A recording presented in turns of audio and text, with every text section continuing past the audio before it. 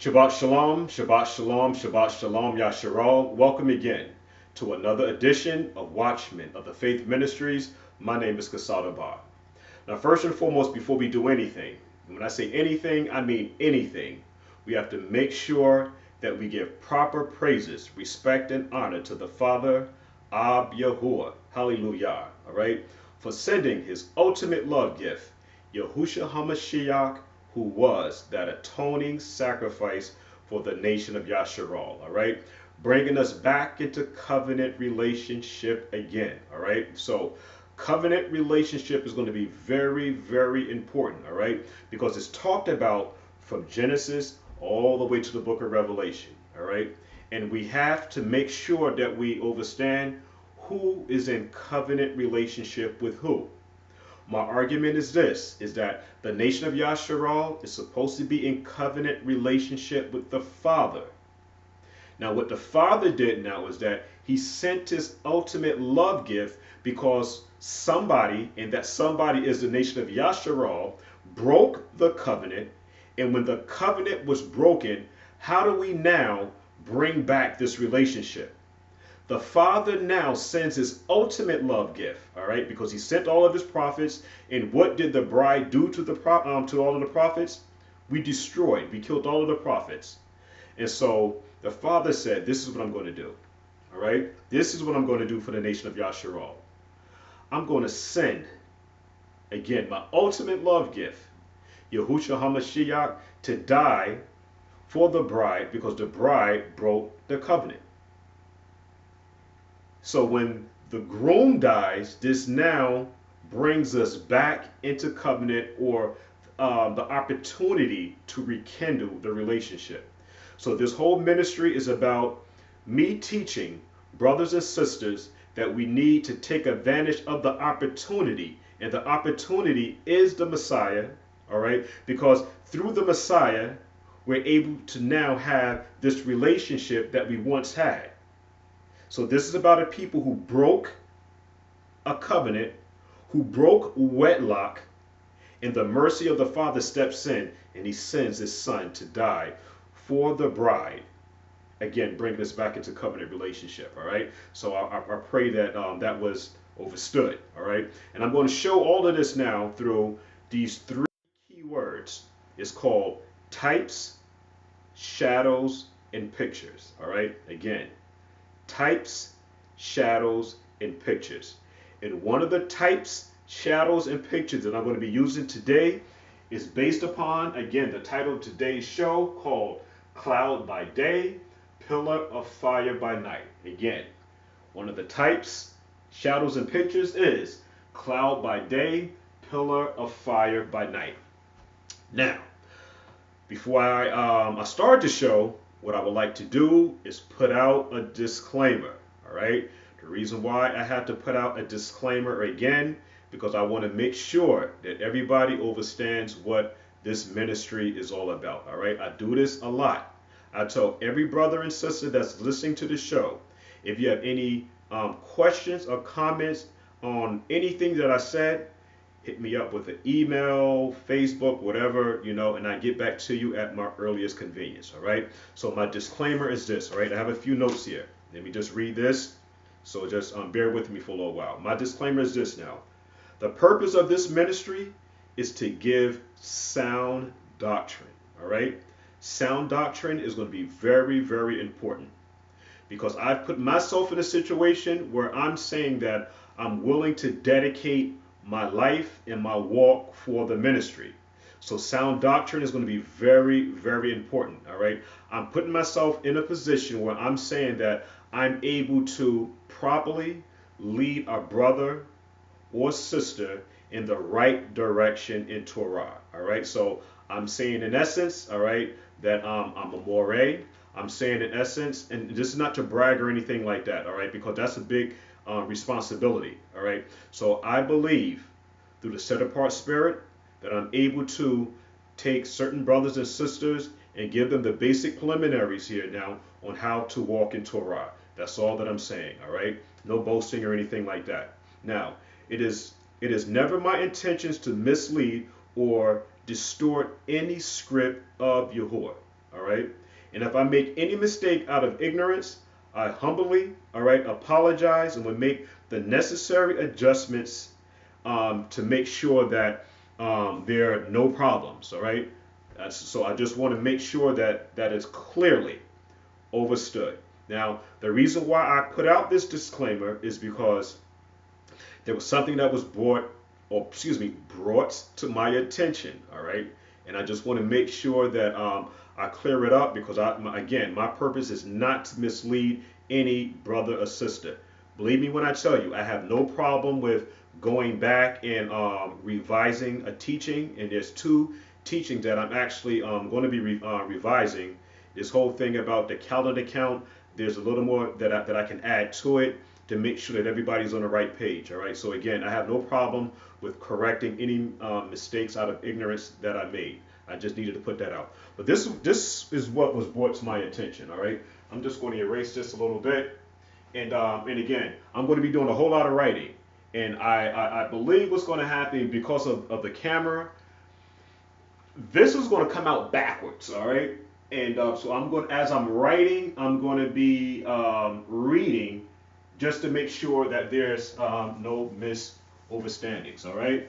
And again, if there's any problems with anything that I'm saying, please, it is your responsibility, all right, to say, hey, listen, Aki, there's something that you said that you might need to double check or elaborate on, and I have no problem with doing that, all right? So there's something that I said, or there's something that I kind of like coined in my ministry here. I say,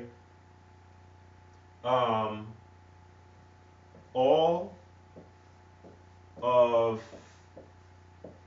the festivals, all right? All of the festivals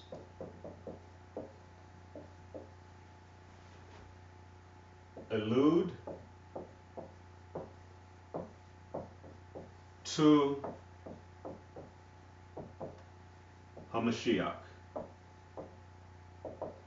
Mashiyach, all right? And this Mashiyach is obviously Yahusha intones Yahusha. Now, this word right here became an issue, all right? Allude. A sister brought to my attention, Aki, it sounds like you're saying this word right here, elude. Now, excuse my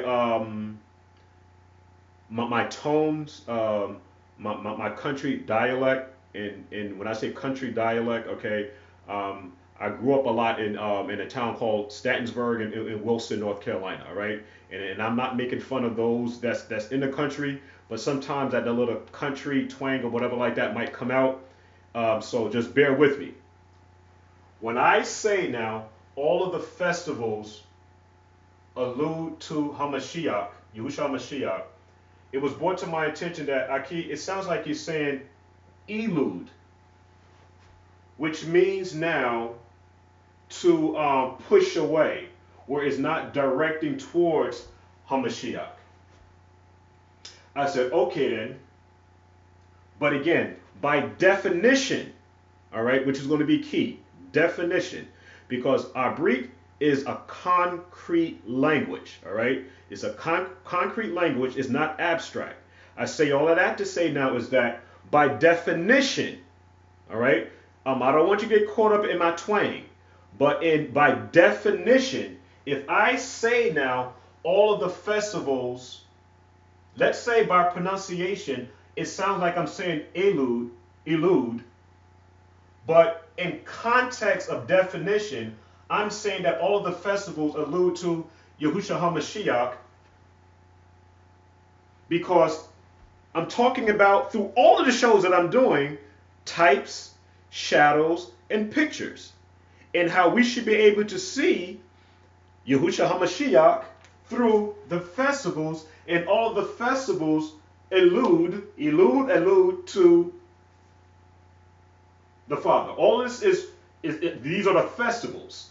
So again, I'm not saying that grammatical grammar is not proper. Yes, by all means do that. All right. But again, I also want us to understand too now is that English is a mud language. All right. What I concentrate on, all right, and I'm not telling people to speak any way that they want to speak. I'm not doing that. But what I'm trying to put here now is that by definition, definition is going to be very, very important. All right. English is a mud language. And I just want to make sure everybody's on the same page, understanding or trying to understand what I'm trying to say here. All right. Just like, for example, just one quick example. Like my name is Kasaraba. All right. Now, anybody name can be Kasaraba. Now, what we should be looking at, all right, is not okay, a dark skinned guy with a beard, okay, a yarmulke on, a a kafar on, and a tunic. That's abstract. Okay, what we're looking at now is the definition. Chesed means mercy. Abba, which is Aramaic. Is more Hebrew. So chesed Abba means mercy, Father. So we should be looking at not the physical me, but we should be looking at my walk. All right. Um, um, this brother should be walking in the mercy of the Father of Yahuwah. And this is what I'm trying to do here. By definition, I'm saying Elud. If any brother or sister said that brother is saying Elud, so he's saying that, you know what, the festivals are actually taking away from the Messiah. That's not what I'm doing. All right, let's not go there. All right. Okay, and again, this is nothing personal. It's just that I just wanted to make sure everybody's on the same page on what's going on here. All right. So now, what's going to be very important in this ministry is this: proving all things. All right. That is so important.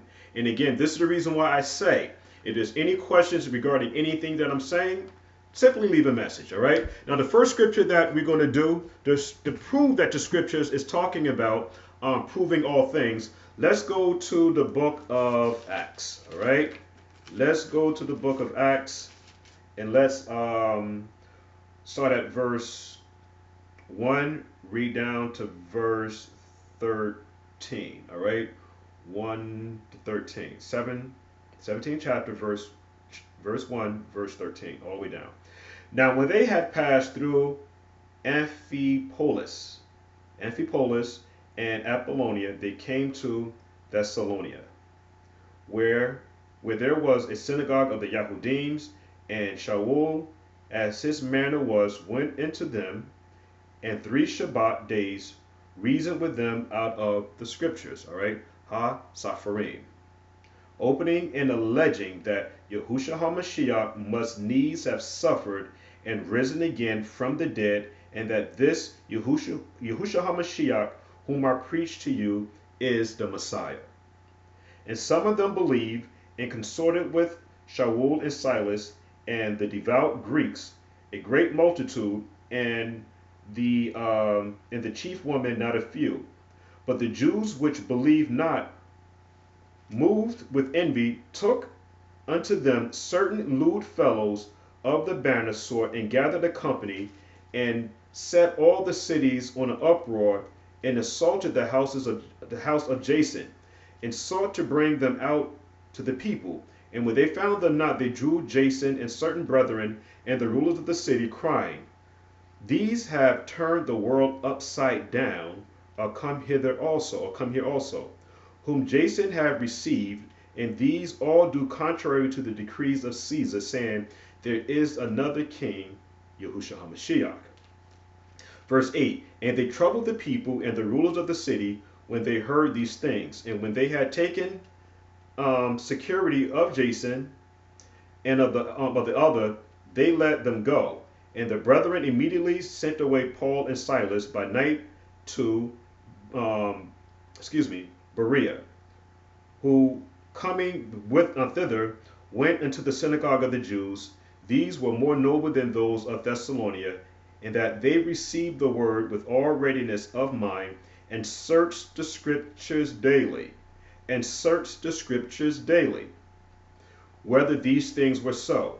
Therefore many of them believed, also of honorable women, which were Greeks, and of many not a few. But when the Jews of Thessalonica had knowledge that the word of Elohim was preached of Shaul at Berea, they came thither also and stirred up the people. Now, the reason why I brought that up now is that, again, Shaul is preaching Yahusha HaMashiach, all right? And he's reasoning with these synagogues, all right, in Thessalonica on the Shabbat days, and they're searching the scripture to see whether or not the thing, all right, that Shaul is saying is true. Well, that's the same thing with this ministry here, and with all of the other ministries, all right, that noble brothers are doing who believe in Hamashiach. We're asking you now to make sure that you search the scriptures. Just because he's teaching scripture, he's on YouTube, Facebook, Ustream, whatever the case might be, your responsibility is still to make sure what that person is saying is correct. It is your responsibility again to search the scriptures. All right. So let's make sure that we do that. Now, let's also go to the book of Yeshayahu, the 53rd chapter. Yeshayahu, the 53rd chapter. And I'm going to be reading verses 1 through 5, because this is all now, okay, alluding to Yahusha HaMashiach. And my argument is that we can see through types, pictures, and shadows of HaMashiach, Yahusha in tones, all right, through the festivals. Now watch this. Who, which is a question, who have believed our report? So what is the report? The report is that the Messiah can be seen through the festivals, all right? Who has believed our report, and to whom is the arm of Yahuwah revealed? For he shall grow up before him as a tender plant, and as a root out of dry ground. He hath no form, no comeliness, and when we shall see him, there is no beauty that we should desire him. So again, that is called a type, a shadow, and a picture. We need to be able to identify who this is referring to in verse 2. And again, who is going to believe our report? Because there are those who don't believe in the Messiah. All right. And we're going to show the Messiah through by the title of this today's show, Cloud by Day, Pillar of Fire by Night. All right. So, but I need for you to be patient, okay, because I want to walk this thing through very, very slow. All right. Very slow. He is despised and rejected of men, a man of sorrow and acquainted with grief, and we did hide, as it were, our faces from him. He was despised, and we esteemed him not. Surely he hath borne our grief. He was an atoning sacrifice for the nation of Yashra'al, and carried our sorrows. Yet we esteemed him stricken, smitten of Elohim, and afflicted. But he was wounded for our transgressions, breaking the laws, statutes, commandments. So we see now the Father sending his ultimate love gift, Yahusha HaMashiach, who was going to be that atoning sacrifice for the nation of Yashra'al. But as the scriptures is telling us now, who's going to believe our report? Watch this. He was bruised for our iniquities, and chastisement of our peace was upon him. With his stripes are we healed. All right. So again, in order to reconcile, to bring us back into covenant relationship with the Father again, someone has to die. All right. It's just as simple as that. Someone has to die. And the individual, or the one that's going to die, has to be a perfect sacrificial offering. That is very, very important. The script tells us now, it gives us prerequisites on how to do our olas, our minkas. It tells us all of that. And these offerings have to be free will offerings, and the offering has to be perfect, meaning that it can't have any blemishes. All right. So that's going to be very important. Now let's go to one more script. Let's go to the book of Tehillim, the book of Psalms, 22:30.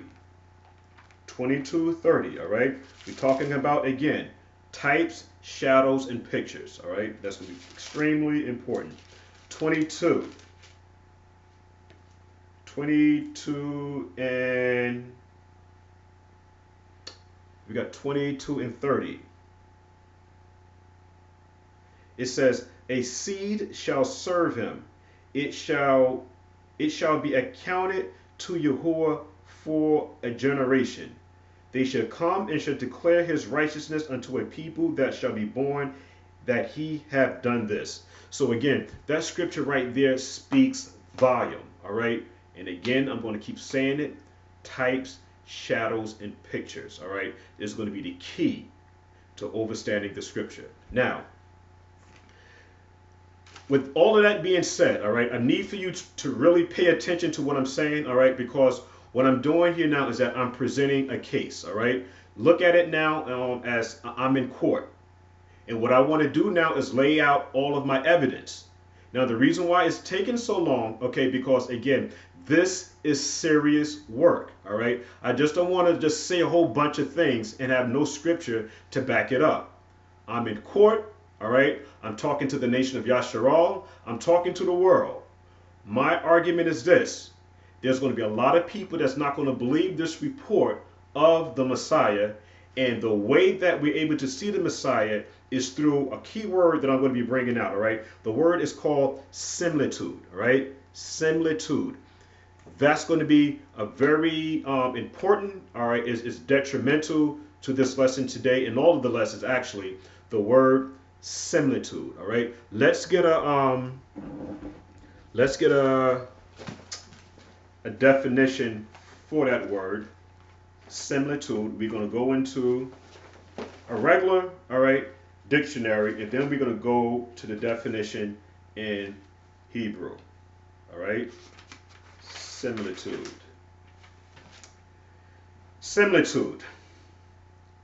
Similarity, one who or that which is similar, all right, which is similar. A rhetorical figure involving comparison or likeness. Now, we're going to stop there, all right? We're talking about a similitude, meaning similar in likeness, in character, and the character is defined by the walk, all right? It's defined by the walk. Now, let's prove this. Let's go to the book of Yahuchanan, the 13th chapter, verse 7, and we're going to read down to 10. Yahuchanan, the book of John, the 13th chapter in the Brit Hadashah.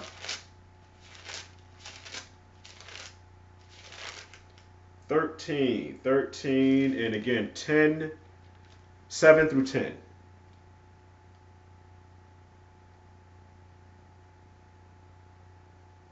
St. John 13. Make sure I got the right. Yeah.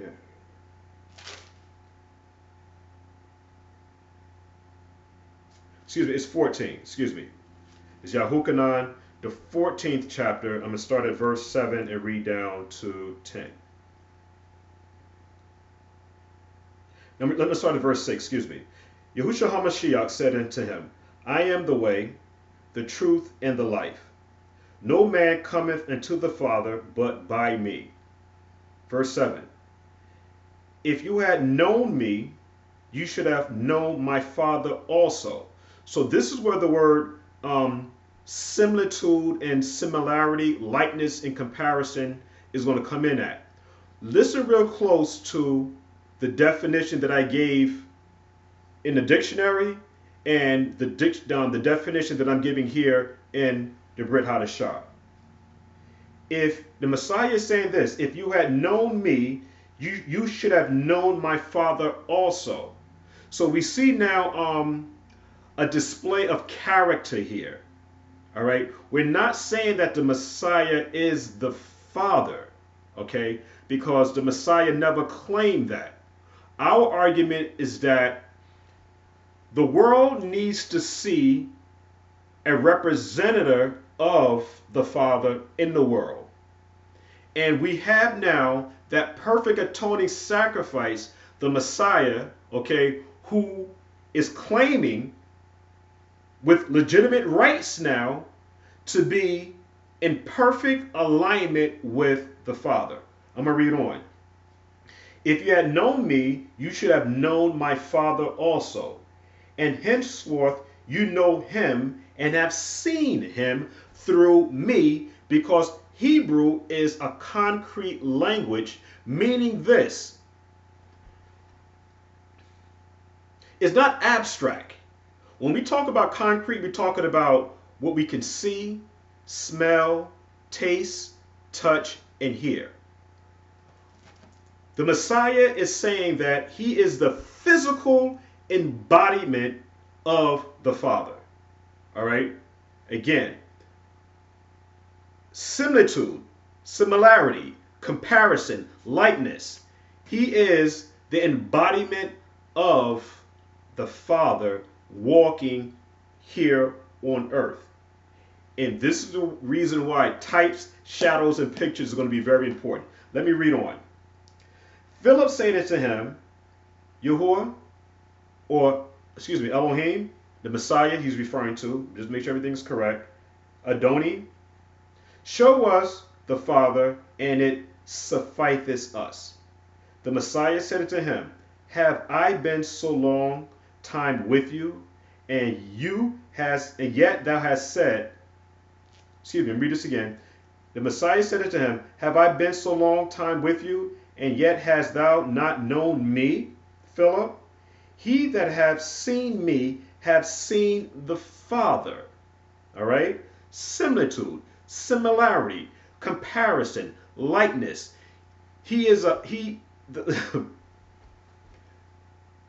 Messiah is a type, a shadow.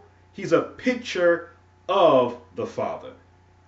And this is our responsibility as ministers, the priests of Yahuwah, is to also be this type of figure to the rest of the world. Watch this. Verse 9 again. The Messiah said unto him, have I been so long time with you, Philip? And has Philip, he that hath seen me hath seen the Father. And how sayest thou then, show us the Father? Believe thou not that I am in the Father, and the Father in me?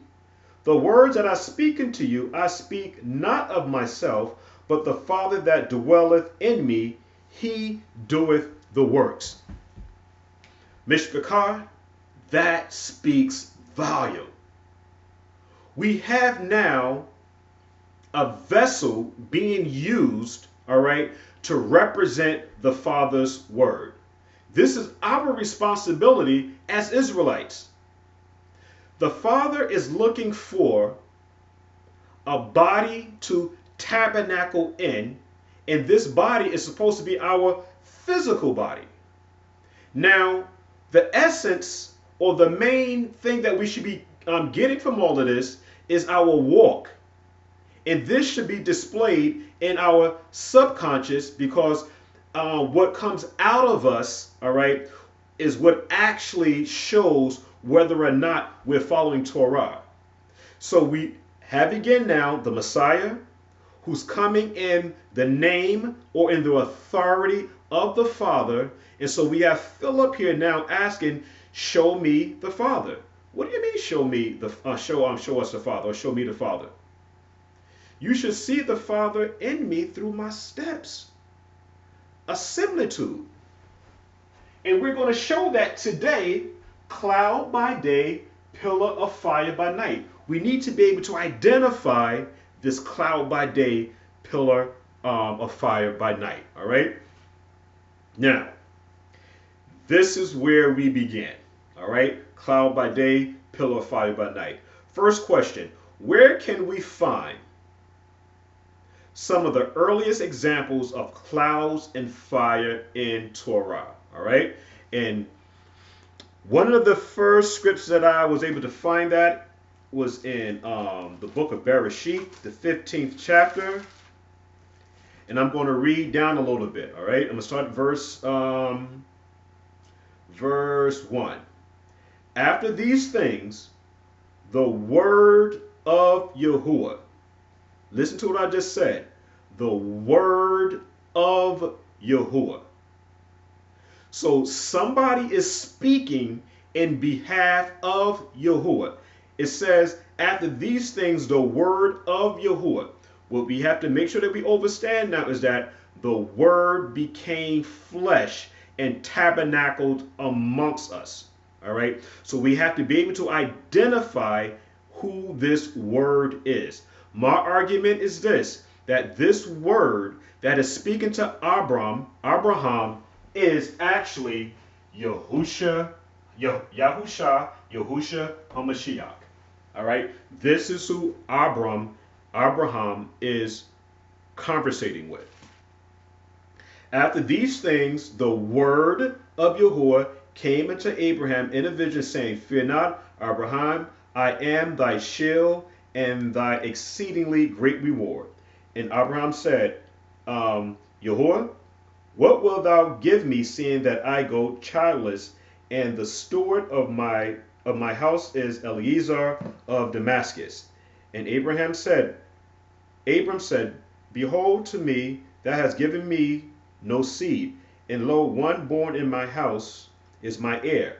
And behold, the word of Yahuwah came unto him, saying, This shall not be thine heir, but he that shall come forth out of thy own bowels shall be thine heir. And he brought him forth abroad and said, Look now towards Shamayim, and tell the stars, if thou be able to number them. And he said unto him, So shall thy seed be. And he believed in Yahuwah, and he counted it to him for righteousness.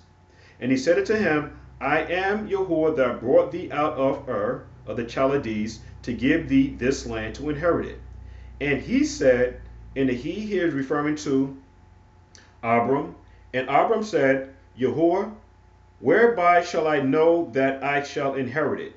And he said unto him, Take me an heifer of 3 years old. Now, before I read verse 9, let me bring things up to speed a little bit. We have the word of the Father.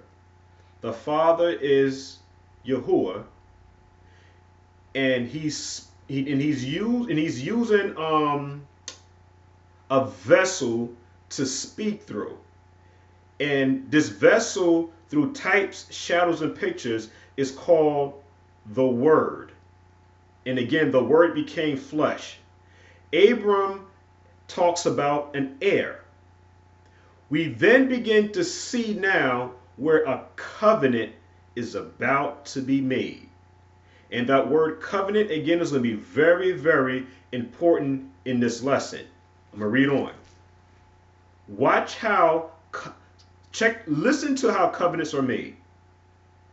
And he said unto him, Take me an heifer of 3 years old, and a she-goat of 3 years old, and a ram of 3 years old, and a turtle dove, and a young pigeon. And he took unto him all these, and divided them in the midst, and laid each piece one against another. But the birds divided he not. And when the fowls came down upon the carcass, Abram drove them away. And when the sun was going down, a deep sleep fell upon Abram, and lo, a horror of great darkness fell upon him. And he said it, and we have to identify who's the he.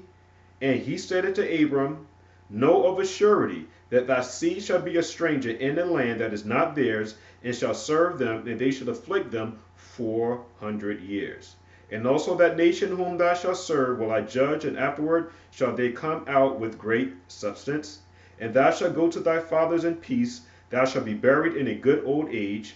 But in the 4th generation they shall come hither again, for the iniquity of the Amorites is not yet full. Verse 17.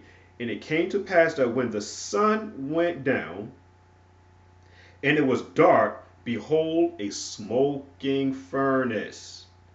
A smoking furnace, all right? And a burning lamp that passed between those pieces. And that same day Yahuwah made a covenant with Abraham, saying, And to thy seed have I given this land from the river of Egypt, and to the great river, the river Euphrates.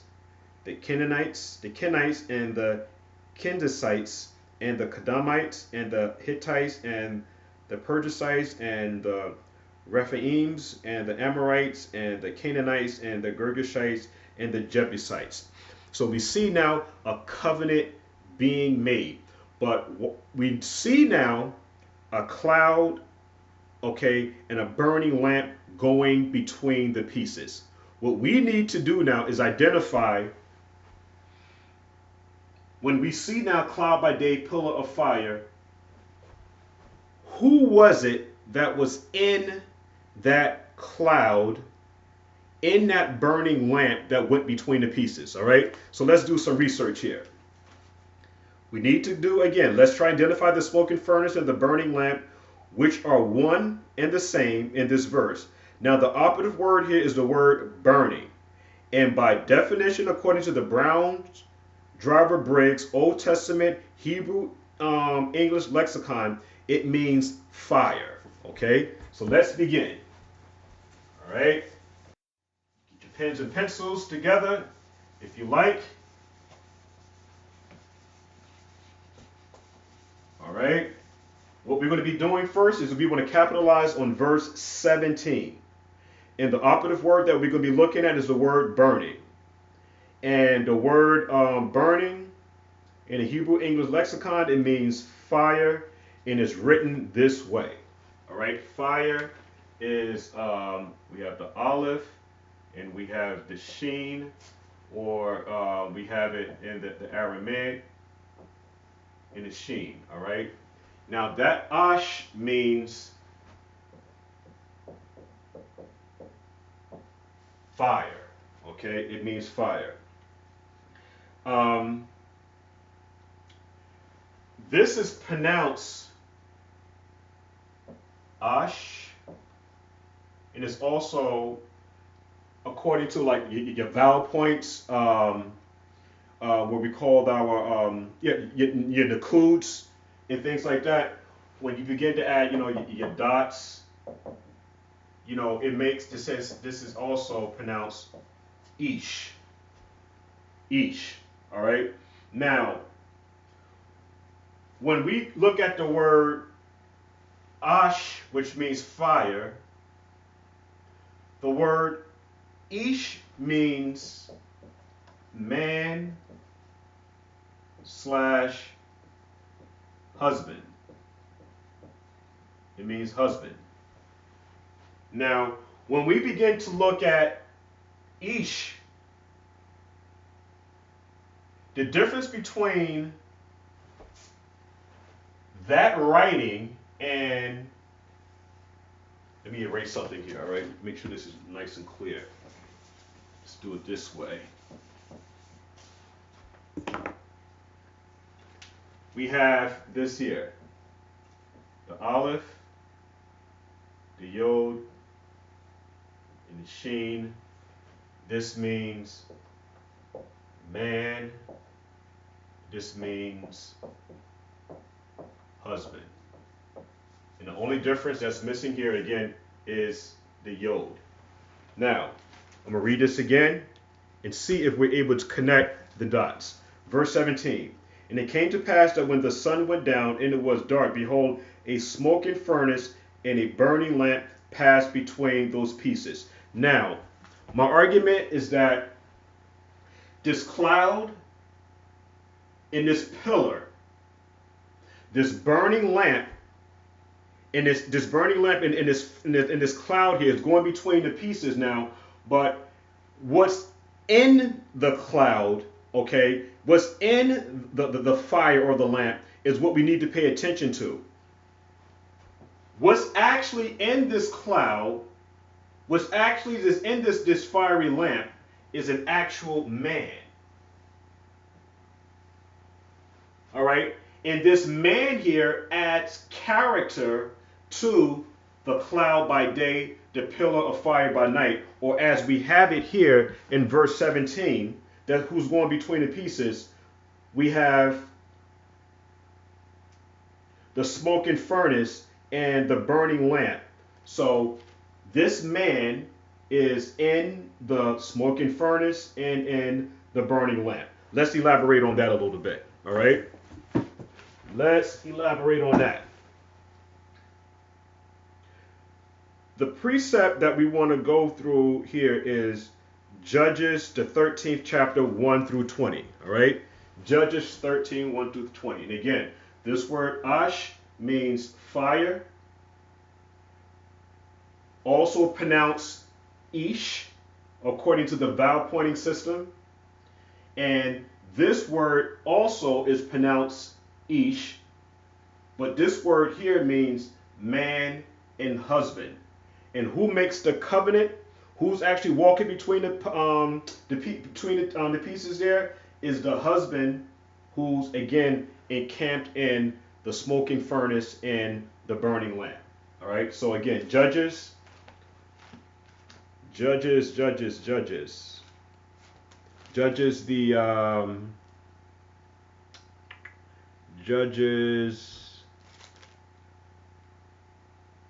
the 13th chapter.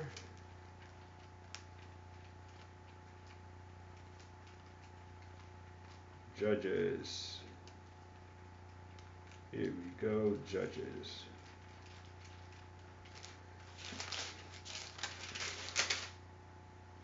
Judges 13.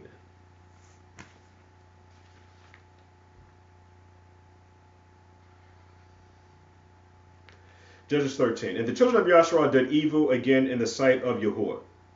And Yahuwah delivered them into the hand of the Philistines 40 years.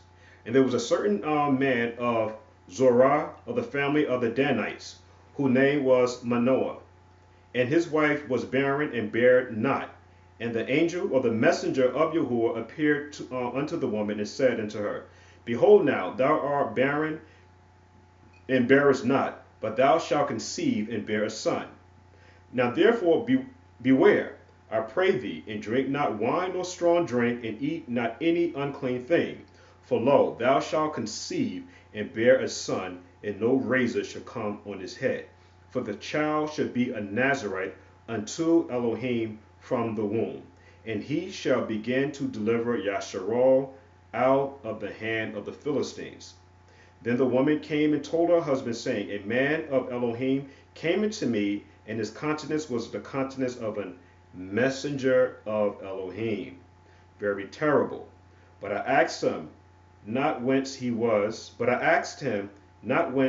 neither told he me his name. But he said unto me, Behold, thou shalt conceive and bear a son, and now drink no wine nor strong drink, neither eat any unclean thing, for the child should be a Nazarite to Elohim, from the womb to the day of his death. Then Manoah entreated Yahuwah, and said, O my Yahuwah, let this man of Elohim, which thou didst send unto me again, come again unto us, and teach us what we shall do unto the child that he shall be born. And Elohim hearkened to the voice of Manoah, and the messenger of Elohim came again into the woman. So we need to, again, be able to identify who is this angel, this messenger of Yahuwah. Very important. Verse 10, And the woman took haste and ran and showed her husband and said unto him, Behold, the man hath appeared unto me that came unto me the other day.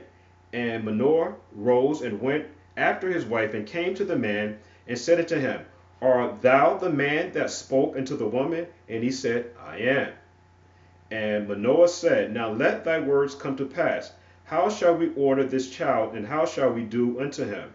And the messenger of Yahuwah said unto Manoah, Of all that I said unto the woman, let her beware. She may not eat of anything that cometh of the vine, neither let her drink wine nor strong drink, nor eat any unclean thing. All that I commanded her, let her observe. And Manoah said unto the angel, or the messenger of Yahuwah, I pray thee, let us detain thee until we shall have made thee ready a kid for thee. And the messenger again of Yahuwah said unto Manoah, Though thou detain me, I will not eat of thy bread, and if thou wilt offer a burnt offering, thou must offer it unto Yahuwah. For Manoah know not that he was, because Manoah knew not that he was an angel or a messenger of Yahuwah. And Manoah said unto the messenger of Yahuwah, What is thy name? And when thy sayings came to pass, we may do thee honor. But listen to this, verse 18. And the messenger of Yahuwah said unto him, Why askest thou thus after my name, seeing that it is wonderful? All right, that's going to be the key word, wonderful. We're going to address that a little bit later. So Manoah took a kid with a meat offering and offered it upon a rock unto Yahuwah, and the messenger did wondrously, and Manoah and his wife looked on. And it came to pass when the flame, we're talking about again what we see in Bereshit, the 15th chapter, verses 17 to 18, in a cloud by day and a pillar by night. Look how this cloud, look how this pillar of light, or this fire, look how it's running throughout the scripture. For it came to pass that when the flame went up toward Shamayim from off the altar, that the messenger of Yahuwah ascended in the flame of the altar, and Manoah and his wife looked on and fell on their face to the ground. So, this fire that went up, we have the messenger who sent this divine message, okay, to this couple here. He descended, or he ascended in the cloud, giving the cloud character and definition now, and he goes back up to Shamayim. So we see this same cloud, okay, this burning lamp, this pillar of fire in Bereshit, the 15th chapter. And again, what's actually in the cloud, what's actually in the pillar of light, or the burning lamp, is what we should be concentrating on. All right, we have some more scriptures here because we was looking at a key word there. All right, and the key word there was wonderful. All right, the word wonderful.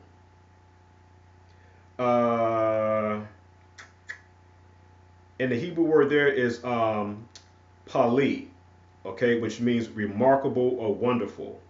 And so again, the next question is, who do we know in Torah that fits the description of wonderful or remarkable? Let's go to the book of Yashra'al, the 9th chapter, verse 6 through 7. Let's see if we can identify the individual that's in that cloud. All right. Yashra'al, which is the book of Isaiah, the 9th chapter,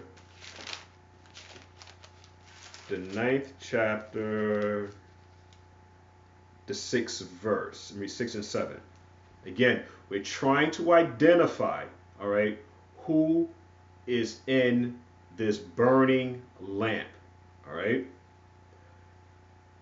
For unto us a child is born, and to us a son is given, and the government shall be upon his shoulder, and his name should be called Wonderful. Now, we just got finished reading, okay, the character of this messenger that was sent to Manoah. The character. He should be called Wonderful, Counselor, the Mighty Elohim, the Everlasting Father, the Prince of Peace. Of the increase of his government and peace, there shall be no end. Upon the throne of David, Dawood, and upon his kingdom, to order it and to establish it with judgment and with justice, from henceforth even forever. The zeal of Yahuwah of hosts shall perform this. So we should see now again, Hebrew is a concrete language. All right. And we see now again, let me read it one more time. Make sure I don't lose anybody here. Genesis, the 15th chapter. Genesis, the 15th chapter. We have, this is fun here. Genesis 15, 17th verse. And it came to pass that when the sun went down and it was dark, behold, a smoking furnace and a burning lamp passed between the pieces. And we see this being used a lot in scripture. and we see it with this Nazarite, okay, this Danite here, we know to be Samson here. We see now there's an individual that's actually ascending into this cloud, all right? And I just found that very interesting, and for us to be able to overstand here now. Let's get some more on that. Let's go to Yeshayahu 62 and 1. Yeshayahu 62 and 1.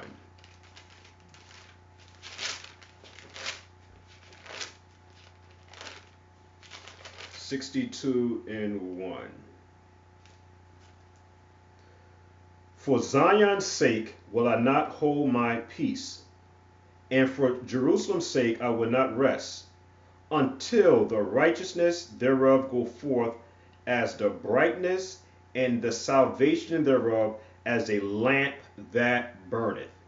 As a lamp that burneth. Now, that lamp that burneth, okay, and it had character, which is the Messiah, is even spoken of in the book of Isaiah, okay, the 62nd chapter, verse 1. So right now we should be able to connect the dots. He was called Wonderful, okay, and he was called Remarkable, which are all attributes, okay, of Yahusha HaMashiach. All right. Now let's go on. All right. Now we had talked about the word covenant. All right. The word covenant. The word covenant in Hebrew is the word brit. Okay. It's the word brit, and it's written like this. Resh. Brit. Okay. The word brit. Now, what we want to do with this word brit, being that our brit is a concrete language, this bet here represents the house, family, unity. Okay, what else we have here? Unity, agreement.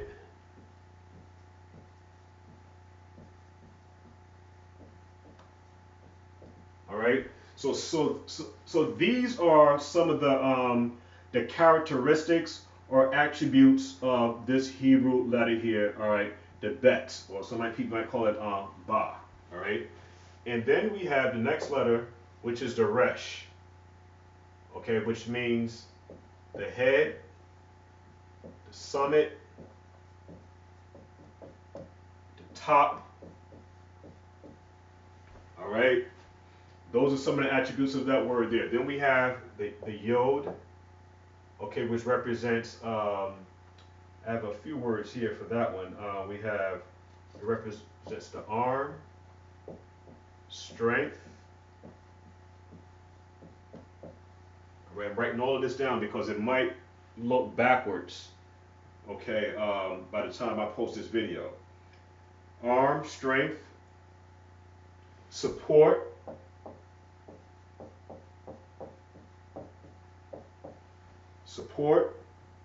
to carry,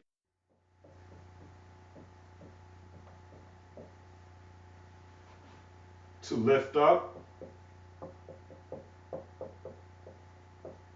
These definitions are very important: to lift up, to guide, and to show.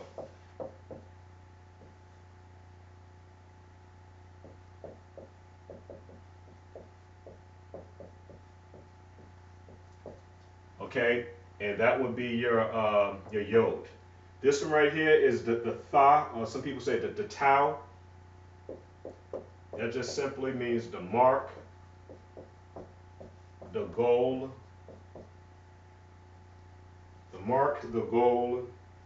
the sign.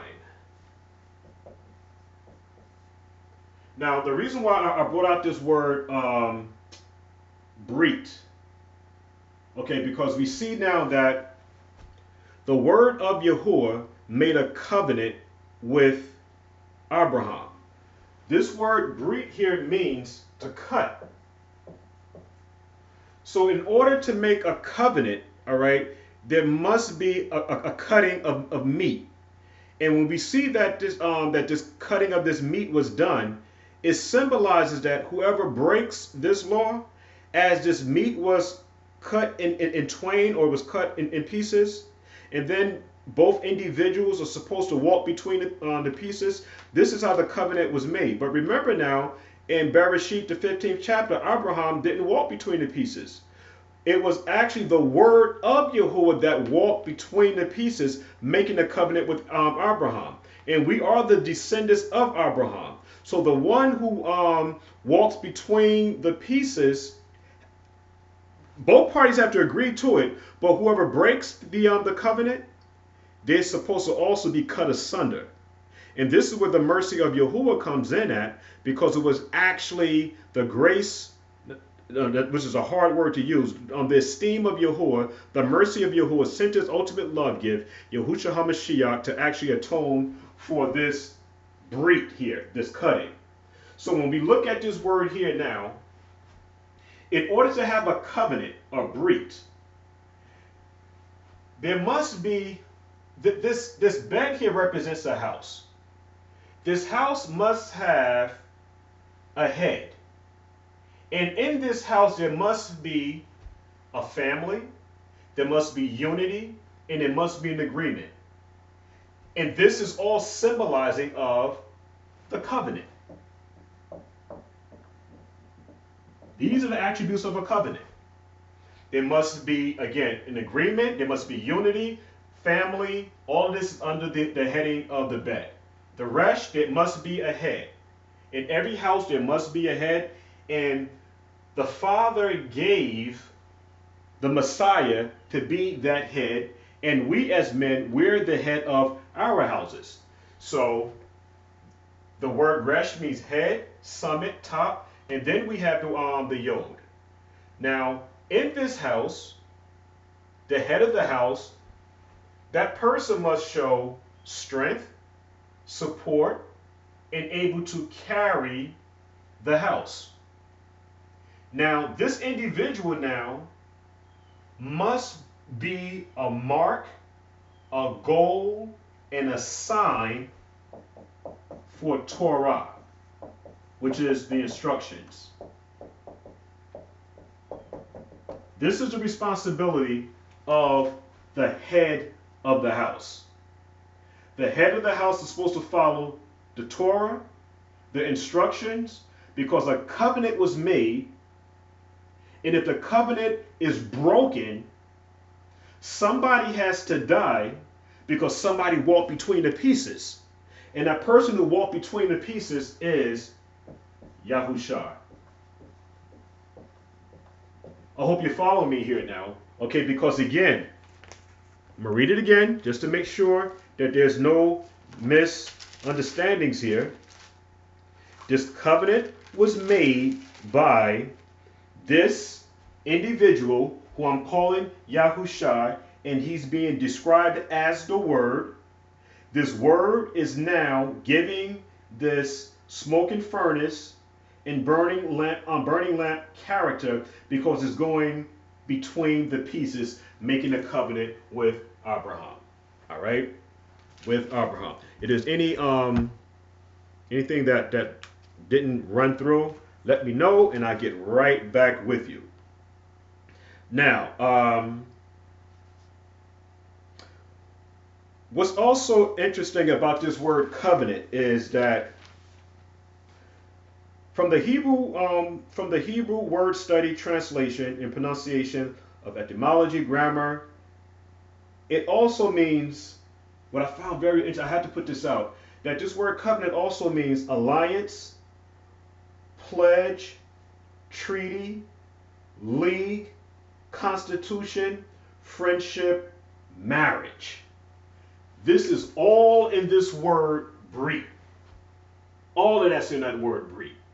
So this covenant that was made with Abraham and with the nation of Yashra'al is a covenant of blood. It's a covenant of life and death.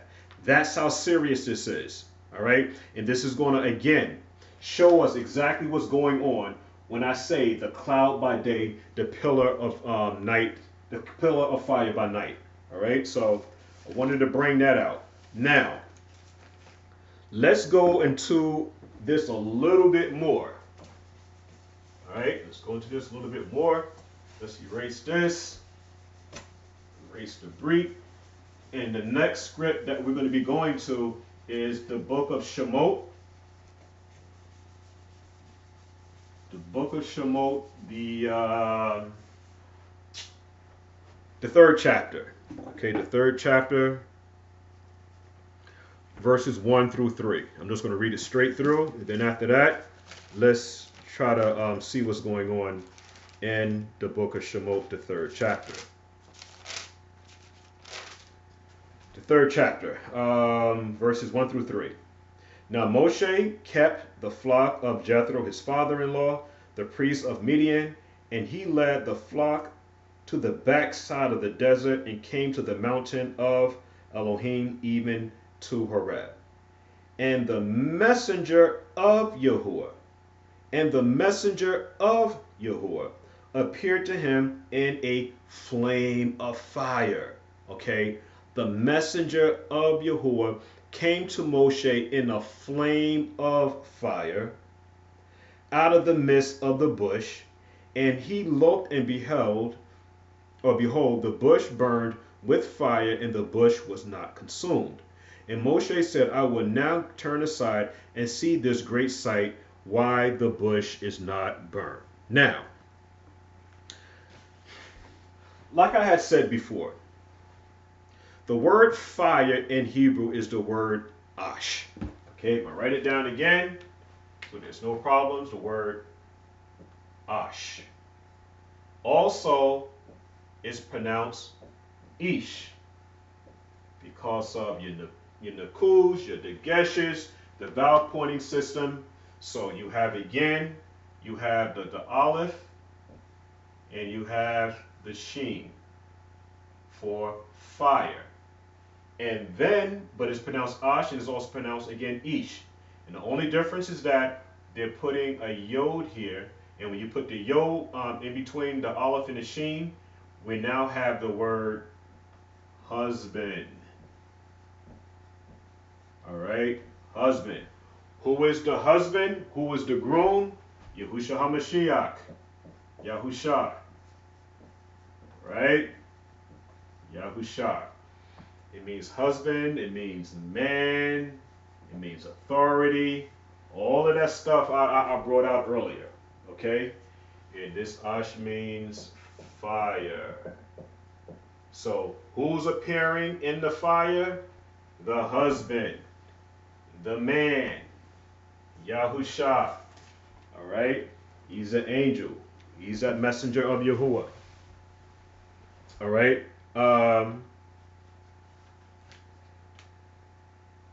What I want to do, I want to look at the word ta'uk. Ta'uk. All right? And the reason why I want to look at that word ta'uk, I'm going to write it down. T-A-U-K, ta'uk. And it's the Strong's number 8432. All right, 8432. And I'm getting that word from the word mist. All right, in the mist. And we have the word,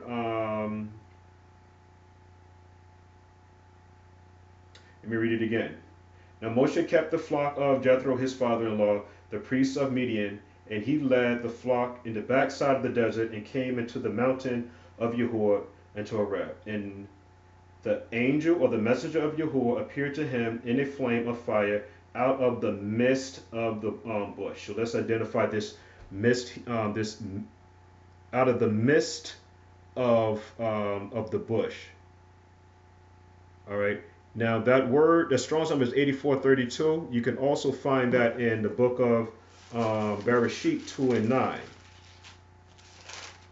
2 and 9. Just make sure this is all correct here. Make sure everything is nice and tight. Absolutely. Let's read 2 and 9, Book of Genesis. And out of the ground made Yahuwah Elohim to grow every tree that is pleasant to the sight and good for food, and the tree of life was also in the midst of the garden. All right. So we have this bush that's burning with fire, this bush slash tree, and it was located in the midst of the garden. And we see now this burning bush that was also in the midst. And when you go to Bereshit, you go to Bereshit 2 and 9, and you go to Exodus 3, 1, 2, 3, we see the word mist. My argument is that it's the Hebrew word ta'uk, which means in the midst or in the center of. It also means to cut.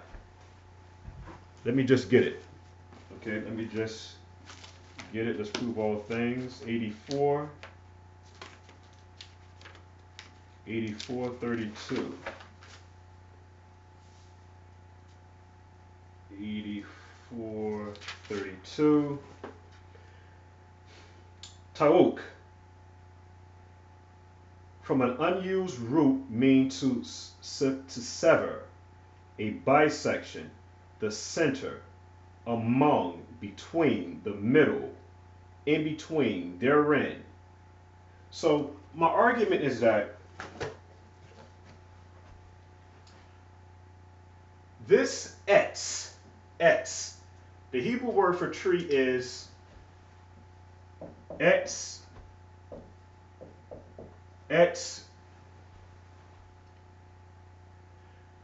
But this tree is not an ordinary tree. This tree has character.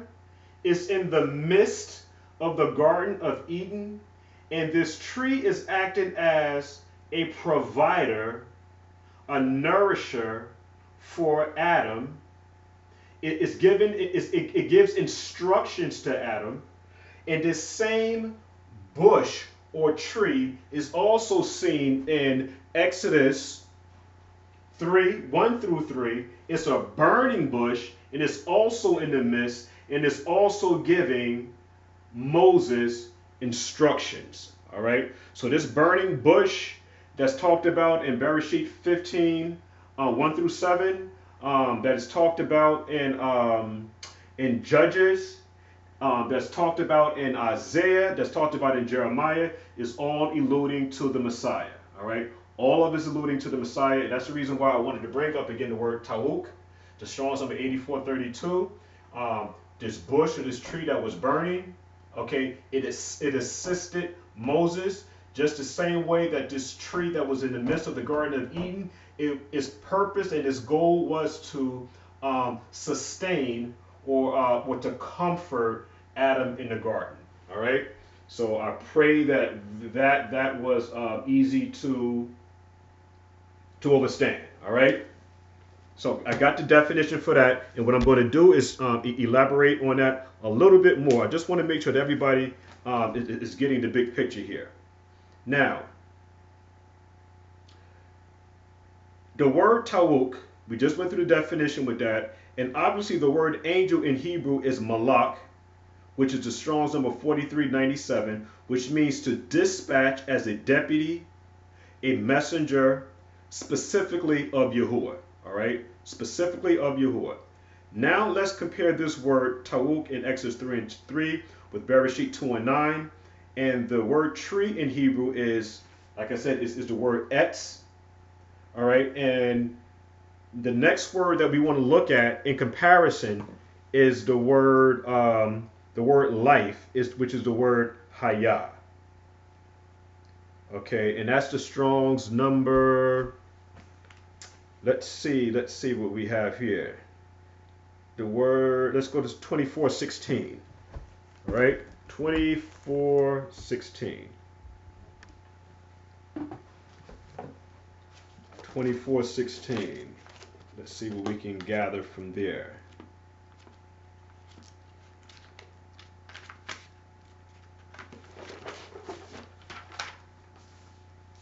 Twenty-four 16.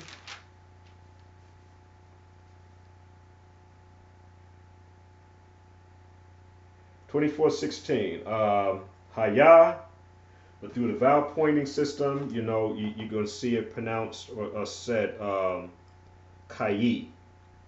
Kayi from the Strong's number 2421. But this tree of life, it acts as, it's a plant. It says water, year. It means strong. And then it goes into the noun part of it. And then the feminine part of it, to sing, life, creature, running, living thing, raw. And my argument now is that this tree of life, is actually acting as, again, a provider based upon definition to Adam. This tree of life, which I'm saying is symbolic of what was going on in Exodus, the 3rd chapter, 1-3, is acting in the same principle, in the same format that was going on in Genesis, the 2nd chapter, verse 9. It's the same thing. See, what I'm trying to show here now is that this is a pattern. And what we have to do now is take the patterns step by step by step by step. And if we were to do it that way, we will see now, wait a minute. This cloud, this pillar of fire, this burning lamp, all of this we see now, it has to be alluding now to something. And what is the purpose and meaning behind it? It would have to be the Messiah. It's not David. Dawood is not David, because this is something even greater than he. And the Father is using a vessel to represent his word. And that vessel that the Father is using, and he's speaking through this cloud and pillar of fire, is the Messiah. So we can't go wrong. The purpose of this ministry is to make sure that everybody has a strong foundation in believing in our report. And the report is that someone had to act on your behalf. Something had to act on your behalf, and we're going to prove that even more through types, pictures, and shadows. And again, the title of today's show is called Cloud by Day, Pillar of Fire by Night. So I pray that all of this is getting through, all right? I truly, truly do. Now, again, like I said, now this tree is acting as a comforter, a sustainer, and a nourisher for Adam. And we see this thing, this tree, this burning bush, even with Manoah and her situation with the Nazarite, okay, is acting as a sustainer, an instructor. It's giving information, sound doctrine. All of this is tied in, okay, with this vessel that's being used, that's inside of the smoking, the burning lamp, and the cloud by day, fire by night. I'm going to prove all of that. I have a lot more scriptures on that. All right. Now, what I also found very interesting with all of this is that, just erase this here. Any questions with anything, just let me know. All right, just let me know.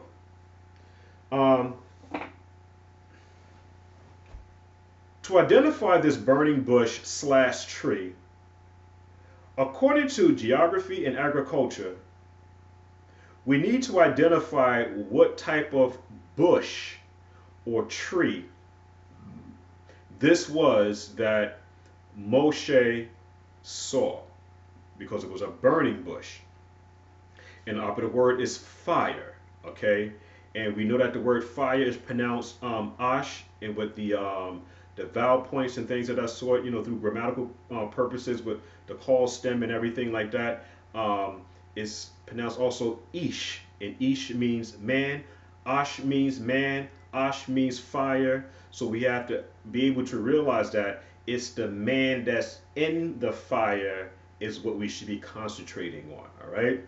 Now, according to geography and agriculture, the type of bush or tree it was actually an acacia tree. A It was an acacia tree slash, let's do this, bush. Or you can say Kasadabai. How do you say that? Now, when we look at the whole region of Mount Horeb, it is a very dry, rocky terrain. All right, it's very dry. All right. Now, being that this area is very dry, it's hardly anything grows there. All right, but we do have evidence that the acacia tree does grow there. My argument now is that this burning bush, this burning tree, was actually an acacia tree. All right. Now, how can we identify that in Scripture? All right. How can we identify that? Let's go back again to Yeshayahu, the 53rd chapter, and let's see if you're able to see what I'm seeing with prophecy. All right, with prophecy. Again, who hath believed our report? To whom is the arm of Yahuwah revealed? For he is Yahusha HaMashiach, he shall grow up before him as a tender plant and as a root out of dry ground. All right, that root out of dry ground is to be very important because again, the area where Mount Horeb is at is a dry, rocky terrain where nothing really grows there. It is a dry spot. It's real dry. But the miracle of Yahuwah is that there's a tree that grows at the mountain, at that mountainous area, and it's called an acacia tree. Now, I don't believe in coincidences, all right? So this acacia tree for me is a type, a shadow, a picture of Yahusha, all right? That's who that is. Let me read on. For he shall grow up before him as a tender plant and as a root out of dry ground. He hath no form, no comeliness, and when we shall see him, there is no beauty that we should desire him. All right, let's go to the book of Shemot. The book of Shemot to further prove this, 25. Shemot 25.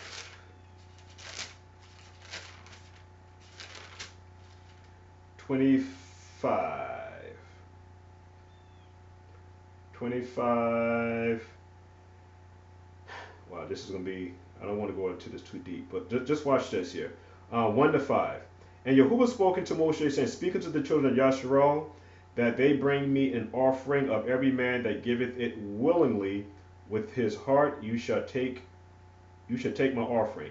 And this is the offering which you shall take of them: gold and silver and brass, and blue and purple, and scarlet, and fine linen, and goat's hair, and ram skin dyed, and badger skin, and shittim wood. Okay, shittim wood is actually acacia. Okay, it's acacia wood. Acacia wood. This wood is real dark. It's not a piece of wood that's pleasant to see to the eye, which also describes the physical features of the Messiah. Okay, the Messiah didn't come as this this handsome man, to put it to you bluntly. Because if he came tall, dark, and handsome, then that would be the reason why a lot of people would follow him, because our people are superficial. What happens now is that women are usually, or not usually, but 99.9% of the time, women are attracted to men that are attractive. And I don't have a problem with that. But it's just that a lot of times it takes away the focus of the character of the person, so that we won't have that problem. What the Father did now was that this root that was growing out of dry ground, which was the Messiah, wasn't pleasant. He wasn't, he might have been a little hard on the eyes, all right? But what made him pleasant to look upon spiritually was his character. His character is what made him a beautiful person. He was called Wonderful, Counselor, Judgment. All these things was his character. And so that's going to be the most important thing in the scripture, is if we were to understand the concrete information that the Father is trying to give to us, the definition, all right? It's always about the definition, all right? This is the reason why all of the prophets had the name Yahoo attached to their name, because they wanted to show that they were actually walking in the character, the name, the character, okay, Shem. They wanted to show everybody that they're walking in the character of the Father, all right? So again, when we begin to see the pattern of the temple being built and everything like that, which is this temple that's being built is actually the building of a man, all right? Because what the Father is trying to do in this Hakal here, he's trying to build a temple. And the most important thing about the temple is the spirit that's inside of the temple. Okay, not necessarily the temple itself, but the spirit that's in the temple. All right, and so when we see now this acacia wood, all right, and the type of wood that it is maggots and worms and termites and things like that don't care for this wood, because it's a real hard wood, real hard. All right, and it's hard for insects to actually eat this wood. I mean, it's real hard, all right? And so this describes, again, by function, the nature of the Messiah. This wood, it doesn't even rot. I mean, the acacia wood can last thousands of years. It's a very strong wood, all right? And again, this describes the nature and the characteristics of the Messiah, all right? Now, what I want to do is try to bring this to a close, all right? Because we should already have now the outline of what's going on. We went through Genesis, showing the earliest signs of the burning lamp, the burning lamp, the cloud by the burning lamp, the smoking furnace, and how all of this was alluding to the Messiah. We sped it up a little bit now, and we went to the book of Shemot, the 3rd chapter. We also saw this burning bush. We went to the book of Genesis, and we also saw this tree of life, all right? And I have a few more scriptures here, and we're going to pretty much kind of shut it down from there, all right? Let's go to the book of Shemot, the 14th chapter. Shemot. Okay, let's look at the time here. Wow. The 23rd chapter, the 14th chapter, excuse me. The 14th chapter, 19 to 20. 19 to 20. And it says now, and the Malachim, or the Malach, and the Malach of Yahuwah, the messenger of Yahuwah, which went before the camp of Yashra'al, removed and went behind them, and the pillar of the cloud went before their face and stood behind them. So we see now that this cloud, all right, this pillar by night, it has character, all right. When Yashra'al was in trouble, all right, it went from the front to the back of the camp because the Egyptians were coming, and it acted on behalf of Israel to actually fight for Israel. So we should be concentrating now who or what was in the cloud acting on behalf of Israel. So again, when I begin to say that this cloud, this pillar of fire had character, is because look at what it's doing. Look at it by definition. This Etz Chaim, Etz Ka, this tree of life is acting as a provider, a defender, a comforter, a companion. We went to the word brit, cutting, covenant, marriage, husband. All of these attributes, all of these definitions I'm going through to give us a better understanding of what's going on here. And so by the time now we're at Exodus, the 14th chapter, and I'm reading verses 19 to 20, everything now should be very, very easy to understand. All right? Now, let's get some more on this. Let's go to the book of, go stay in the book of Shemot, the 16th chapter, and I'm going to read verses 10 to 15. Watch this. And it came to pass as Aharon spoke unto the whole congregation of the children of Yashra'al, that they looked, all right, they looked toward the wilderness, and behold, the esteem now of Yahuwah, the kabod of Yahuwah, appeared in the cloud. Now, the esteem of Yahuwah appeared in the cloud. And Yahuwah spoke unto Moshe, saying, I have heard the murmurings of the children of Yashra'al. Speak unto them, saying, at even you shall eat flesh, and in the morning you shall be filled with bread, and you shall know that I am Yahuwah your Elohim.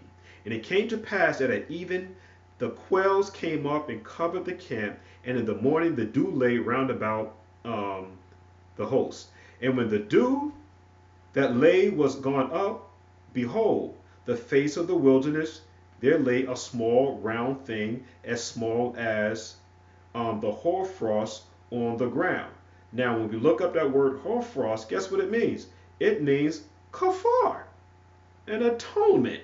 Okay, it's all there. So abrik is very, very important. All right. So that word again, hoarfrost, you can look it up, is the word kafar, and it means atonement. Was on the ground. And when the children of Yashra'al saw it, they said to one another, it is manna, for they was not that what it was. And Moses said unto them, this is the bread which Yahuwah hath given you to eat. Now, let's look at that. Let this, all right? Yashra'al is murmuring in the wilderness. Yashra'al notices a cloud in the wilderness. This cloud is now providing substance to the nation of Israel. Food. Now, we see that this cloud is providing something very particular. Bread. This bread was the bread from Shamayim. And because of types, pictures, and shadows, we know that this bread that Yashra'al ate was a prophetic shadow picture of Yahusha HaMashiach, because they saw the cloud in the wilderness. This cloud that they saw provided nourishment. This kafar, this frost, is also the word kafar, which means atonement. We were so disobedient in the wilderness, where a lot of times the Father could have destroyed us. So we see now that this bread, this hoarfrost, is acting as an atonement. An atonement. So it is very important for us to understand now what was actually in the cloud that was acting as a provider and a sustainer for you. And again, I need for somebody to show me that it's someone other than Yahusha. That's my challenge. This messenger of Yahuwah that traveled with Yashra'al, okay, for 40 years in the wilderness, was the word of Yahuwah, which was Yahusha. And he appeared in the cloud, and he appeared in the pillar of fire. He appeared to Moses in the burning bush. He appeared to Adam, acting in the same way with Adam, even in the midst of the garden. All of it. All right. Let's go to some more. Okay, I want to put the nail in the coffin. I don't want nobody to misunderstand what I'm trying to say. Book of Shemot, 19 and 9. Shemot 19 and 9. And Yahuwah said unto Moshe, Lo, I come unto thee in a thick cloud. I come unto thee in a thick cloud, that the people may hear when I speak with you and believe you forever. And Moses told the words of the people unto Yahuwah. We have Yahuwah, we have Yahusha, we have Moshe, we have a cloud. The word of the Father is being spoken through Yahusha in the cloud. We have to identify who's in the cloud. All right. It should be getting real easy here. All right. Let's go to the book of Acts 1 and 9. Acts 1 and 9.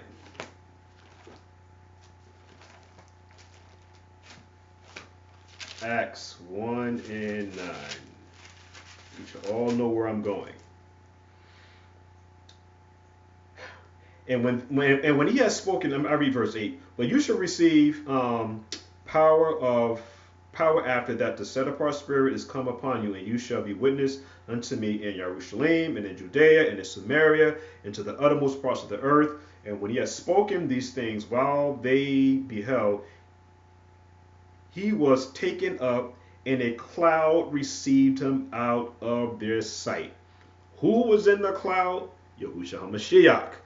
So, the cloud by day, pillar of fire by night. Who was acting as provider, nourisher, comforter for the nation of Yashra'al?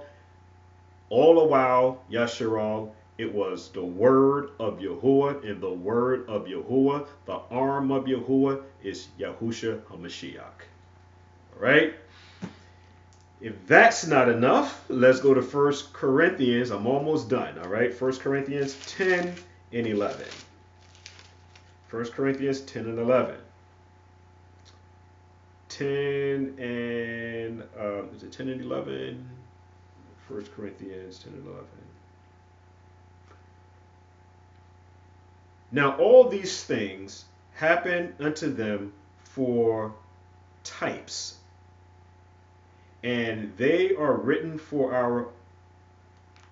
See, the word is admonition, upon whom the ends of the world are come. Our examples. Again, types, pictures, and shadows. I'm going to leave it there, all right? One more script. Luke 21:27.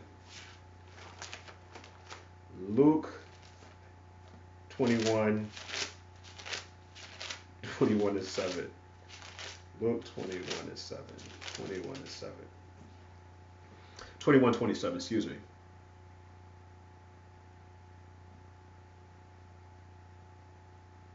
(21:27) And then shall they. Okay, I just need to read up a little bit more.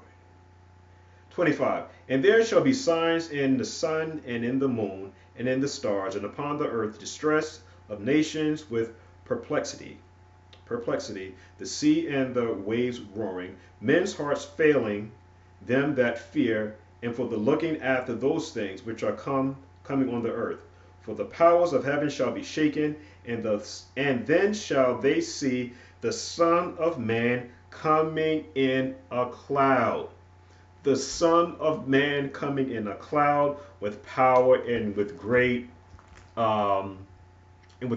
esteem. So Yashra'al,